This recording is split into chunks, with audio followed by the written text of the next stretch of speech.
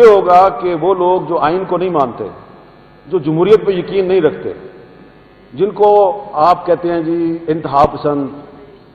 یا ملیٹنٹ، تو اس قانون نے ان کے ہاتھ مضبوط کیے ہیں اور اس قانون سے پاکستان میں نفرتیں بڑھیں گی، اس قانون سے پاکستان میں انتہا پسندی بڑھے گی، جمہوریت اور آئین سے لوگوں کا اعتماد اٹھے گا، اور جس معاشرے میں جمہوریت اور آئین سے عام آدمی کا اعتماد اٹھ جاتا ہے تو آپ اس معاشرے کو خانہ جنگی کی طرف دھکیل دیتے ہیں۔ تو یہ قانون جو ہے یہ پاکستان کو خانہ جنگی کی طرف دھکیل رہا ہے۔ بظاہر آپ کہتے ہیں کہ ہم نے تو فیک نیوز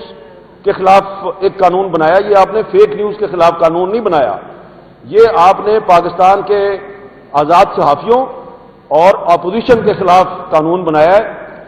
آپ کا ٹارگٹ اپوزیشن کی ایک پارٹی یا دو تین پارٹیاں ہو سکتی ہیں، لیکن اس چکر میں آپ نے پورے پاکستان کو ٹارگٹ بنا لیا۔ تو اس لیے